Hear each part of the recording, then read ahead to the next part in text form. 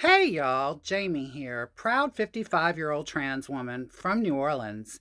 So, where last I left off, there was a syringe loaded full of silicone inside my breast. The needle was inside of my left breast.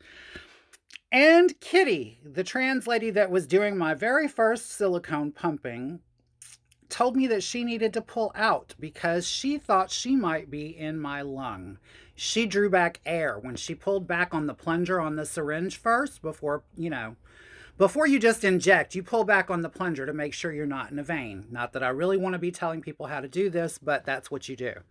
And so when she pulled back, she drew back air and she said, "Girl, I need to pull out. Like I don't trust this." And so she did, and then she was ready to go right back in. Look, and I was like, "No, Miss Thing, no, no, Miss Thing, no. You need to give me about a good 5-10 minutes. We need to take a little break. I need to walk away, and I need to come back to this because, yeah, this is nuts." And so I went outside.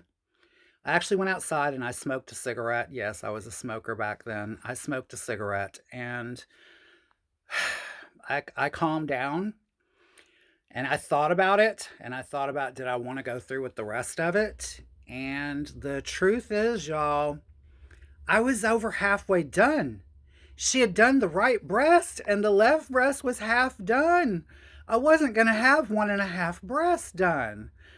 So I went back in there and I let her finish. As crazy as that is, I let her go back in and keep on pumping, and not only did I let her pump me that time, I actually had her back over again on another occasion and had her do another double. I got what we call doubles. She gave me two doubles. My first session was a double, and my second session was a double, both in my breast. Girls out there or people out there that are in the know of how silicone and silicone parties work, you'll know what I'm talking about. For those of you who don't, y'all, it's like a double sized portion. It's usually about a Dixie cup, like a little Dixie cup that you rinse your mouth out with in the bathroom. About one of those is like, back then was like $200 for one of those. Now who knows what they charge for that. But back then, a little Dixie cup of it was about 200 bucks. So yeah, a double was 400 bucks for two little Dixie cups. And that's what I got. So I did two doubles, and life is going on. Me and Angel, she went out to stay in New Orleans East, out by Stan's truck stop again with the friend of ours, Megan, another friend of ours, Megan. Megan turned out to be one of the biggest transsexual porn stars in the entire world during the 90s.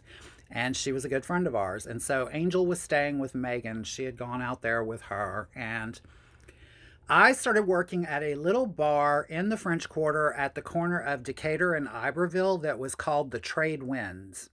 Now, the Trade Winds had had its heyday in the 1970s when it was really rocking and rolling on Decatur Street. But by the time I got to it in the early 90s, it was a couple of little strip clubs, and there was a bar called the Athenian Room that was for Greek sailors that came into town. Yeah, that was kind of. I went there a few times. Used to hang out at the Athenian Room some once in a while. Once in a while. But anyway, so I'm working at this club called the Trade Winds, right? And I'm working there. It's me and there's another lady that's bartending named Barbara King. Barbara King was an older post-op trans woman that I looked up to Barbara King a lot. She was one of the elder ladies that I did look up to. She was probably 45 at that time, maybe. But to me, she was an elder.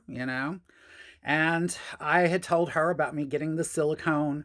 She knew I'd had two doubles, and she was like, "Jamie, just stop. It's no good for you. Silicone is bad news." And she was trying to tell me because Barbara had been through it. Barbara had silicone, a lot of silicone. And she was trying to teach me from her own mistakes, but I wasn't listening. So I'm working there and I'm dancing at the Trade Winds, and somebody comes up to my job. I don't remember who it was. It was somebody from the Roundup, somebody from Le Roundup over on St. Louis Street, came up to my job to tell me that Angel had been busted for selling cocaine at the Roundup. Yeah, she had been busted for selling cocaine, and it was because she was set up. She was set up by a hustler boy named Ice. Yeah, isn't that timely with everything going on with Ice now? This was a boy named Ice, okay? I happened to be working with Ice's girlfriend, okay?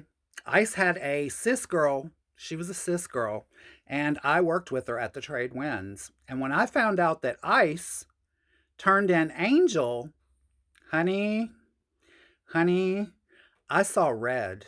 I saw red. And what I'm about to tell y'all, I'm not proud of. I'm not proud of in the least. But I did it. I grabbed that girl and I started pushing her against the wall. And I told her, so your old man wants to turn in my best friend and send her to prison, right? Because I knew selling cocaine. I knew she was going to prison. She had been in prison once before. I knew they were going to send her back to prison. And I'm telling this girl, so that's what he did. That's what the fuck he did.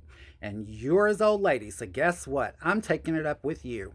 And she went running out to a Trix car outside of the bar to try to get away from me.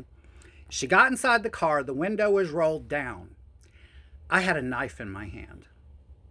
I reached through the window of that car and I punched her square in the nose and broke her nose. I heard it crunch, broke her nose, and stabbed her as I came down with the knife. And if y'all want to know what happens next, y'all know the routine, honey. Be here next time and I will too. I love you all. I love you all for watching, and I love you for the comments. Y'all please repost this. I know it's a tough one, but I love you all. Talk to you later. Bye-bye.